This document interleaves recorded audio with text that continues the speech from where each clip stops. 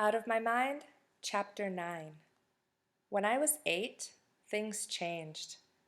I think I knew Mom was going to have a baby even before she did. She smelt different, like new soap.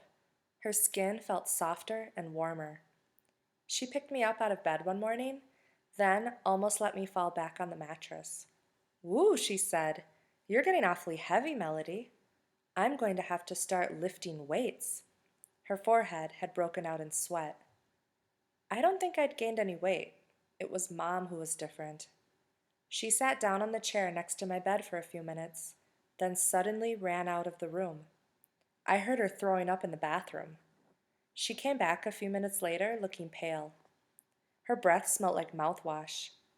"I must have eaten something funky," she mumbled, as she got me dressed. But I think she knew even then. I bet she was scared. When Mom finally figured it out, she sat down with me to break the news. "Melody, I have something wonderful to tell you."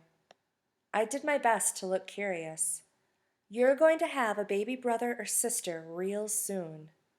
I grinned and did my best imitation of surprise and excitement. I reached out and hugged her. Then I patted her stomach and pointed to myself. She knew what I meant. She looked me right in the eye. "We're going to pray that this little one is fat and fine and healthy," she told me. "You know we love you, Melody, just as you are, but we're hoping this child doesn't have to face the challenges that you do." Me too. From then on, she put Dad in charge of lifting me. And although she never talked about it again in front of me, I knew she was worried. She gobbled gigantic green vitamin pills, ate lots of fresh oranges and apples, and she had this habit of touching her bulging belly and mumbling a prayer. I could tell that Dad was scared too, but his worries showed up in funny little ways, like bringing Mom piles of purple irises, her favorite flower, or fixing her gallons of grape Kool-Aid, or big plates of grapes. I don't know what made Mom crave purple stuff. Instead of watching hours and hours of the Discovery Channel, I found myself in my room staring at an empty TV, just thinking in the silence. I knew that a new baby was really time consuming, and I also knew I took up a lot of time. How would my parents ever have time for both of us? Then a really horrible thought popped into my brain. What if they decided to look into Dr. Hughley's suggestions? I couldn't make the thought go away. One Saturday afternoon, a few months before the baby was born, I was curled up on our sofa, dozing. Mom had put pillows around me to make sure I didn't fall off. Butterscotch slept nearby, and Dad's favorite jazz station played a saxophone snoozer. Mom and Dad sat together on the smaller sofa, talking together quietly. I'm sure they thought I was asleep. "What if?" Mom said, her voice tight. "It won't be. The chances are so small, honey," Dad replied, but he sounded unsure. "I couldn't bear it," Mom told him. "You'd find the strength," he said calmly, "but it's not going to happen. The odds are—" "But what if?" she insisted, interrupting him. And for only the second time I could remember, my mother started to cry. "Everything is going to be fine," my father said, trying to soothe her. "We've got to think positive thoughts."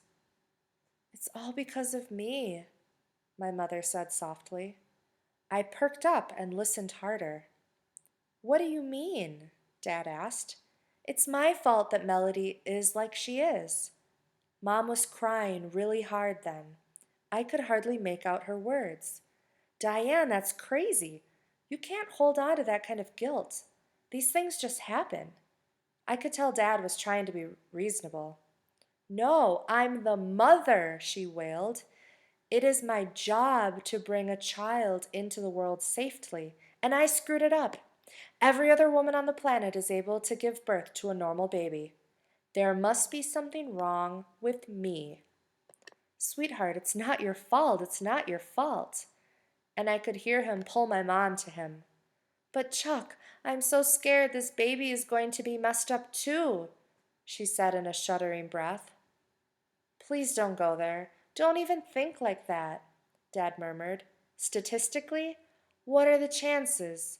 Two children who... And I suddenly couldn't hear him anymore because my head was pulsing with the things I wanted to say but couldn't. I wanted to tell my mom that I was sorry she was so sad and so scared, that it wasn't her fault, that I was just the way I was and she had nothing to do with it. The part that hurt the most is I couldn't tell her any of it. During Mom's entire pregnancy, however, my parents' attention to me never wavered, even though, yeah, I worried that it would. Dad did lots more as Mom got closer to her due date. He did some of the laundry, most of the cooking, all of the lifting and carrying. I got to school on time each day, got my stories read to me every night, and the three of us waited and hoped and prayed. But Penny was born perfect and copper bright, just like her name. From the minute she came home from the hospital, she was a really happy baby. Mom truly did carry a little bundle of joy into the house. But I guess a new baby is rough on any parents, especially if they already have a kid like me at home. Sometimes there would be arguments. I could hear them through the bedroom wall. I need more help around here, Chuck, Mom would say, trying to keep her voice low. Well, you pay more attention to the baby than you do to me. If you'd help more, I'd have more time for you. With two kids and one of them Melody, it's not easy. I have to go to work, you know. Well, I have a job too. Please don't throw that in my face. Plus, I'm up twice a night to nurse the baby. I know, I'm sorry, Diane. Dad always softened and let Mom win. It's just I'm so tired all the time, Mom would say, her voice muffled. I'm sorry, I'll do better, I promise. I'll take off work tomorrow and take care of both girls. Why don't you go catch a movie or take Mrs. Valencia out to lunch? It would get quiet once more, but even so, somehow I always ended up feeling a tiny bit guilty. Life sure would be easier if they only had one child, one with working parts. I once got one of those electronic dolls for Christmas. It was supposed to talk and cry and move its arms and legs if you pushed the right buttons. But when we opened the box, one of the arms had come off, and all the doll did, no matter which button you pushed, was squeak. Mom took it back to the store and got her money back. I wonder if she ever wished she could get a refund for me. But Penny really was a perfect baby. After just a few months, she was sleeping through the night and smiling through each day. She sat up exactly when infants are supposed to, rolled over right on schedule, and crawled on cue. Amazing. And it seemed so easy. Sure, she fell on her face a few times, but once she got it, she was off. Penny zoomed around like a little wind-up toy. She learned that the toilet was fun to splash in, and that lamps will fall if you grab the cord. She learned that golden retrievers are not ponies. Peas taste funny. Dead flies on the floor are a no-no, but candy is really good. She laughed all the time. She learned her sister, Melody, couldn't do what she could do, but she didn't seem to care, so I tried not to care either. Dad and his camcorder followed Penny around like the paparazzi follow a rock star. We have hundreds of hours of footage of Penny being cute and doing adorable things. And well, I admit it, sometimes I got kinda sick of watching a new video every time she learned something new. It sorta sucks to watch a baby do what you wish you could do. Penny holding her own bottle, Penny feeding herself teeny tiny Cheerios from her high chair tray, Penny saying mama and dada, just like the babies on Sesame Street, Penny crawling on the floor and chasing butterscotch, Penny clapping her hands. How did her little brain know how to tell her to pull herself up to a standing position, to hold on to a sofa for balance? How did she know how to stand on her own? Sometimes she'd fall over, but then she'd pop right back up. Never ever did she lie there, stuck like a turtle on its shell. Dad still did our nighttime reading, but now it was Penny who snuggled on his lap.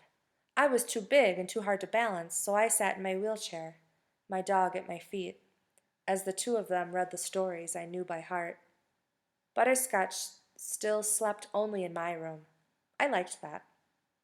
It really did make me glad to know Penny was learning the same books I loved so much. I wondered if she was memorizing them. Probably not. She didn't need to. I think Penny's third word, was Dee Dee. She couldn't quite say melody, but she got the last part. I loved it when Mom put Penny in my bed with me after her morning bath. She'd grab me and plant wet, baby powder smelling kisses all over my face. Dee Dee, she'd say again and again. By the time she was 1 year old, Penny could walk. She wobbled all over the house on her fat little legs. She fell a lot, dropping down on her butt, laughing every time she did. Then she'd get back up and try again. That was something I'd never get to try. With 2 kids in the house, our family routines changed. It took twice as long to get everybody ready each morning.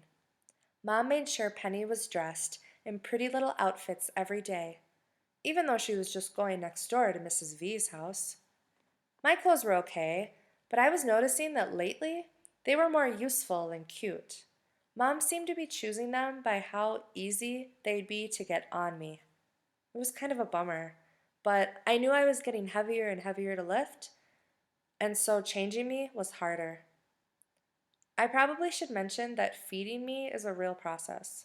I can't chew very well, so I mostly get soft foods like scrambled eggs or oatmeal or applesauce. Since I can't hold a fork or spoon, I try, but I keep dropping them.